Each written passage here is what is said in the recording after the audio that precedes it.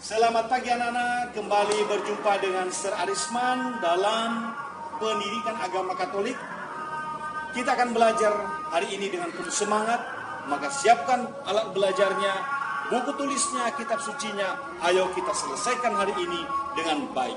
Oke? Mari semangat belajar. Sebelum kita mulai pembelajaran, marilah kita bersatu dalam doa. Dalam nama Bapa, Putra, dan Roh Kudus. Amin. Ya Tuhan Raja semesta alam, Engkau selalu membimbing kami dalam kehidupan ini. Namun seringkali kami tidak mengenal kehadiran-Mu. Kami justru lari ke hal-hal lain yang menjauhkan kami dari-Mu. Ya Tuhan, bimbinglah kami saat ini, agar dapat menyadari peranan agama yang kami anut, sebagai jalan bagi kami mengenal Engkau dan mencapai tujuan hidup kami, yakni keselamatan. Demi Kristus Tuhan dan pengantara kami. Amin. Dalam nama Bapa, Putra, dan Roh Kudus. Amin.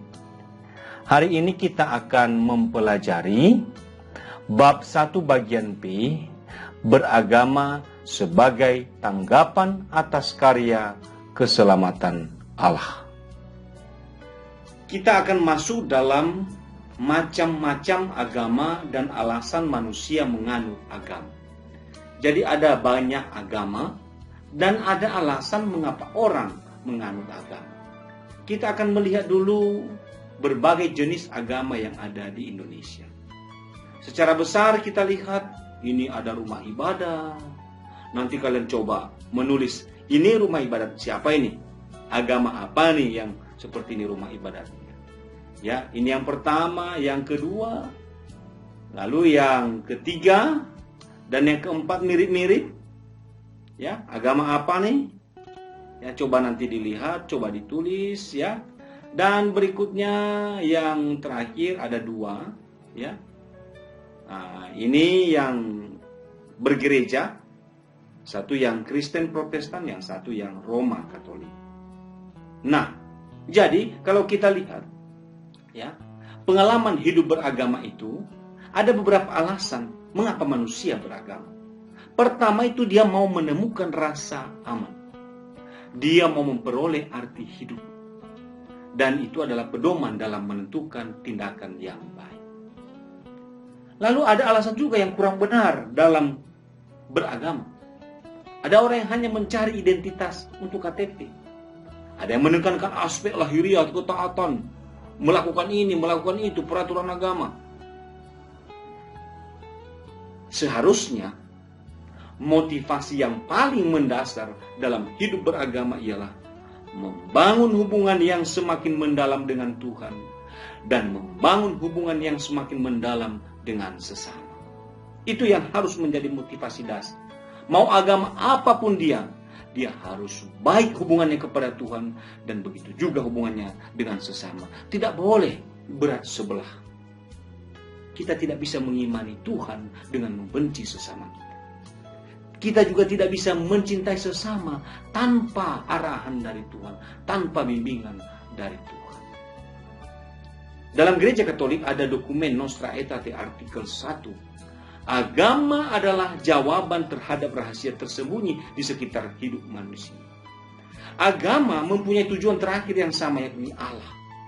Dan hidup beragama menyangkut hal-hal lahiriah dan batiniah. Dan beragama sebagai tanggapan atas karya keselamatan Allah. Nah, nanti silakan baca perumpamaan tentang orang Farisi dan pemungut cukai ini di Injil Lukas 18 ayat 9 sampai 14, di mana ada 2 orang yang berdoa pergi ke bait Allah. Lalu nanti silakan dengan pertanyaan ini, panduan ini Anda kerjakan latihan yang ada di video ini. Lalu intinya sebenarnya adalah pertama, Yesus mengkritik orang-orang Farisi, para pemuka agama dan ahli Taurat yang seringkali merasa hidup keagamannya lebih baik dibandingkan orang lain. Mereka menyombongkan dirinya dan menganggap orang lain hidup keagamannya lebih rendah. Hidup beragama yang benar harus didasarkan pada keyakinan bahwa Allah telah mencintai manusia. Dialah sumber cinta. Dialah penyelenggara kehidupan, sehingga hidup beragama hendaknya mengarah pada hubungan yang semakin dekat dan mendalam dengan Allah. Itu tadi motivasi yang sesungguhnya. Kita harus benar-benar mendalami ajaran agama kita, sehingga tidak jatuh pada pemahaman yang dangkal dan setengah-setengah. Kita juga harus bersikap kritis dalam menyikapi pandangan agama sendiri dan atau orang lain, dengan mengutamakan kehendak Allah sebagai ukuran kebenaran, sehingga kita dapat bersikap rendah hati di hadapan Allah dan sesama. Hidup beragama yang benar menuntut kita untuk menjalankan atau menerapkan agama kita dalam hidup sehari-hari. Agama harus dipahami, agama harus dihayati, agama harus dilaksanakan. Untuk menutup pelajaran ini nanti, silakan di rumah masing-masing tutup dengan doa spontan, harus ya, tutup dengan doa spontan.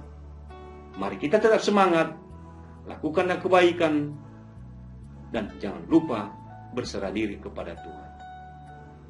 Tuhan Yesus memberkati.